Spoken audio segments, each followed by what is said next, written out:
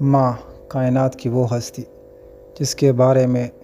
اللہ رب العزت خود بار بار قرآن مجید میں فرماتے ہیں، جہاں پر اللہ رب العزت اپنے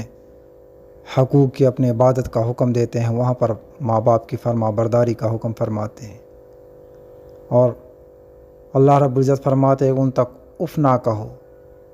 ان کی فرما برداری کرو، ان کے ساتھ صلہ رحمی کا معاملہ رکھو۔